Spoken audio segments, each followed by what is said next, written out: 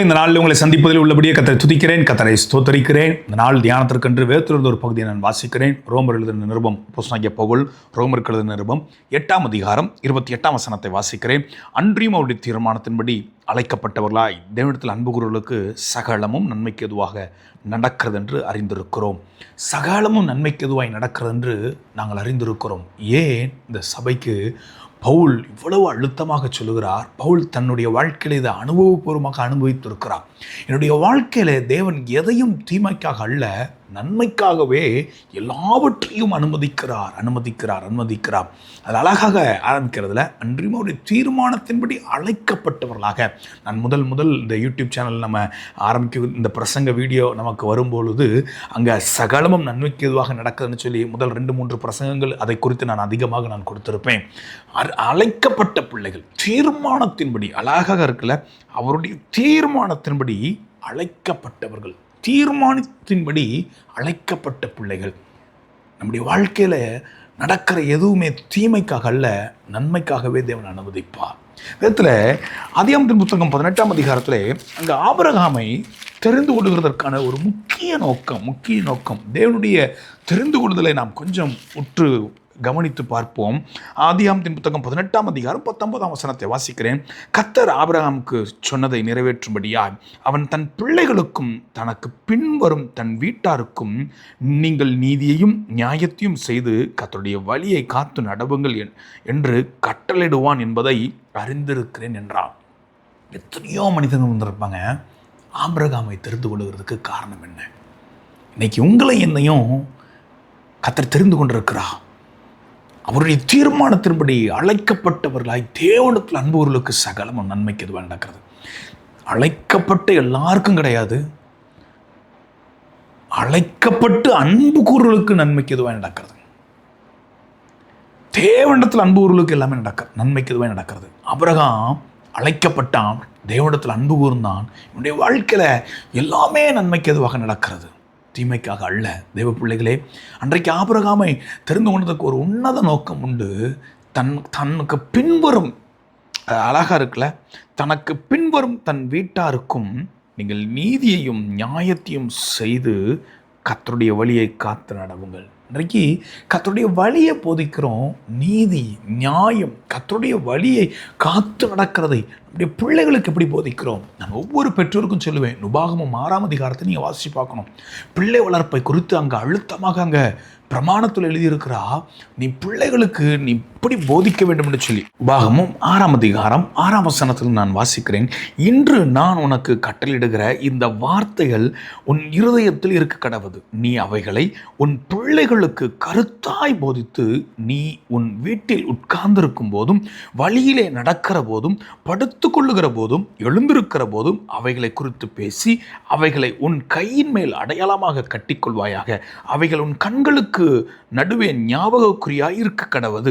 அவைகளை உன் வீட்டின் நிலைகளிலும் உன் வாசல்களையும் எழுதுவாயாக. இந்த அதிகாரம் நீ முழுவதும் நீங்கள் வீட்டில் பொறுமையாக நீங்கள் வாசிப்பீங்கன்னா, பிள்ளைகள் வளர்ப்பிலே ரொம்ப முக்கியமாக ஆண்டவர் கவனம் செலுத்துகிறார் இருக்கிறார். நான் ரட்சிக்கப்பட்டேன், நான் அழைக்கப்பட்டிருக்கிறேன், நான் முன் தீர்மானிக்கப்பட்டபடியே தேவனால் தெரிந்து கொள்ளப்பட்டிருக்கிறேன் என்று சொல்லி நம்ம மார்த்தட்டி கொள்ளலாம். ஆனால் தேவ பிள்ளைகளை நீங்கள் நான் ஒன்று புரிந்து கொள்ளணும். நமக்கு அடுத்த சந்ததியினிடத்திலே தேவனுடைய செய்தியை நாம் எப்படி கடத்துகிறோம்? மோசைக்கு அப்புறம் மோசை பிள்ளை வரல, யோசுவா வந்தான். சாமுவேலுக்கு அப்புறம் சாமுவேலின் பிள்ளைகள் வரல. இன்னைக்கு நீங்கள் நானும் புதிய ஏற்பாட்டு நாட்கள் இருக்கிறோம். இன்னைக்கு நம்முடைய சபைகளில், நம்முடைய கூடாரங்களில், நம்முடைய பிள்ளைகள் நடுவில் விசுவாச வாழ்க்கையை மாத்திரம் எதிர்பார்க்கிறோமா, இல்லை சீஷத்துவ அனுபவத்தில் நாம் நடத்துகிறோமா? நமக்கப்புறம் நம்முடைய பிள்ளைகளுடைய வாழ்க்கை தேவனால் அழைக்கப்படுகிற அனுபவத்திற்கு தேவனுடைய தீர்மானத்தின்படி கர்த்தரிடத்திலே கிட்டி சேரக்கூடிய காரியங்களை நாம் நடத்துகிறோமா?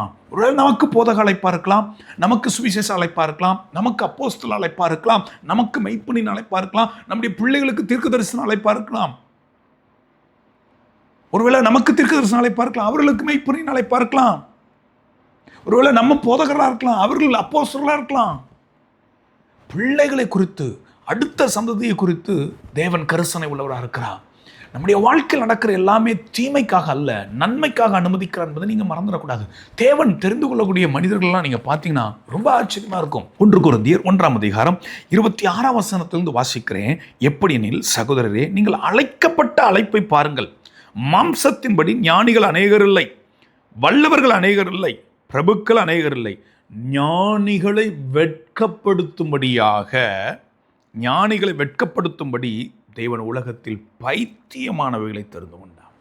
ஞானிகளை வெட்கப்படுத்தும்படியாக தான் பைத்தியமான உங்களையும் என்னையும் கர்த்தர் தெரிந்து கொண்டிருக்கிறார். தேவ பிள்ளைகளே, ஆண்டவருடைய தெரிந்து கொள்ளல பாருங்களேன். இன்னைக்கு ஒருவேளை நம்முடைய சபைகள்லையோ, நம்முடைய வீடுகள்லையோ, நம்முடைய பணித்தளங்கள்லையோ நாம் வேலைக்கு ஆள் எடுக்கிறோம் அப்படின்னா திறமை மிக்கவர்களை தேடுவோம்.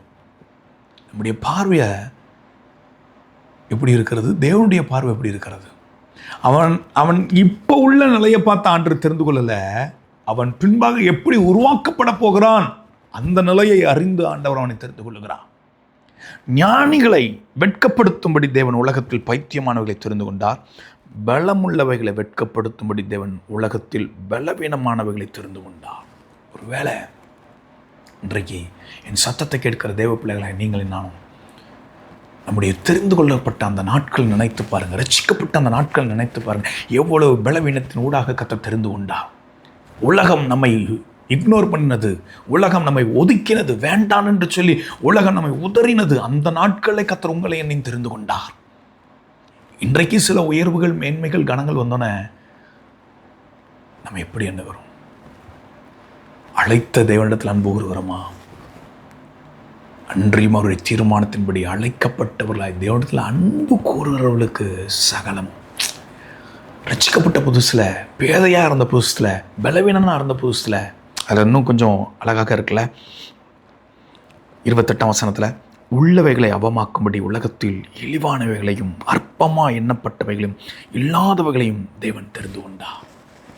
தேவனுடைய தெரிந்து கொள்வதில் பாருங்கள், இழிவாக எண்ணப்பட்டது, அற்பமாக எண்ணப்பட்டதில் அந்த நாட்களில் கர்த்தர்ட்ட அன்பு கூர்ந்தோம். இன்றைக்கி எப்படி அன்பு கூறுகிறோம்?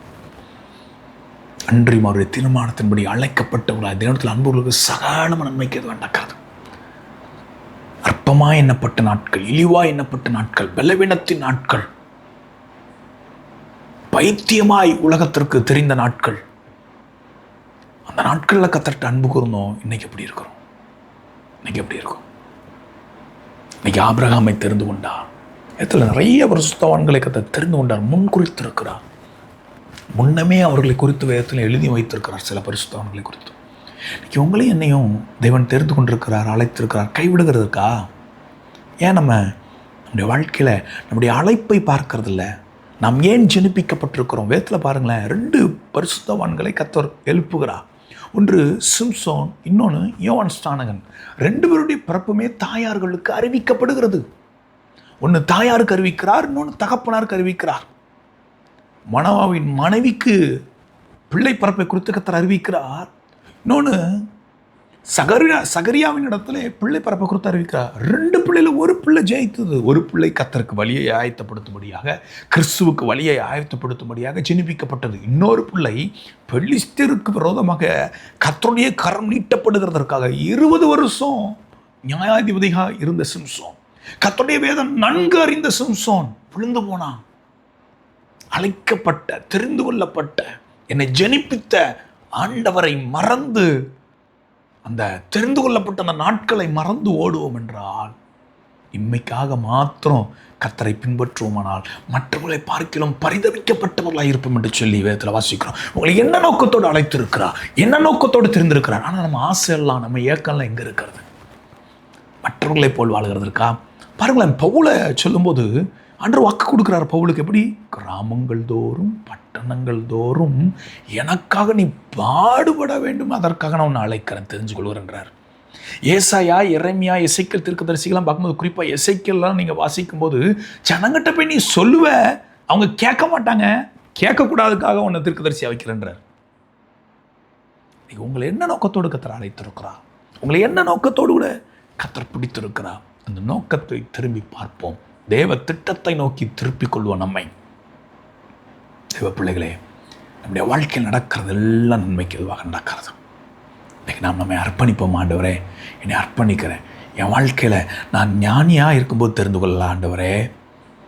பலவானாக இருக்கும்போது நீங்கள் என்னை தெரிந்து கொள்ளலை. நான் பலவீனனாக இருக்க போது, பைத்தியமாய் உலகத்திற்கு தெரிந்தபோது நீர் என்னை தெரிந்து கொண்டீர் ஆண்டவரே.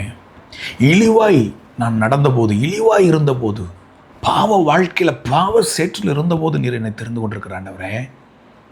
தேவனிடத்தில் அன்பு கூறுவர்களுக்கு தான் சகலம் நன்மைக்கு தான் நடக்கிறது. இன்னைக்கு நான் அவரிடத்தில் தெரிந்து கொண்ட ஆண்டவரை, தெரிந்து கொண்ட நாட்களை மறந்து நான் ஓடுகிறேனா? என்னை தெரிந்து கொண்ட ஆண்டவரிடத்தில் நான் எப்படி அன்பு கூறுகிறேன்? இன்னைக்கு நாம் அர்ப்பணிப்போம். ஆண்டவரே, என்னை அர்ப்பணிக்கிறேன் என்று சொல்லி கண்களை மூடி, தகப்பனே உம்மை நன்றியோடு கூட துதிக்கிறோம், நாங்கள் ஸ்தோத்தரிக்கிறோம். கிருபையாய் எங்களுக்கு நீ இருந்தது இன்னைக்கு தந்த இந்த நேரத்திற்காக, காலத்திற்காக, தயவுகளுக்காய் துதிக்கிறோம், ஸ்தோத்தரிக்கிறோம். நீர் எங்களை தெரிந்து கொண்ட நாட்களை நினைத்து நாங்கள் துதிக்கிறோம், ஸ்தோத்தரிக்கிறோம். ஆண்டவரே, அன்பு கூறுவர்களுக்கு சகலம் நன்மைக்கு எதுவாய் நடக்குதுன்னு சொல்லி வேதத்தில் வாசிக்கிறோமே. உம்மிடத்திலேயே நாங்கள் அன்பு கூறுகிறோம், உண்மையே சார்ந்திருக்கிறோம். கர்த்தர் மகிமைப்பட்ட இயேசுவின் மூலம் பிதாவே, ஆமென்.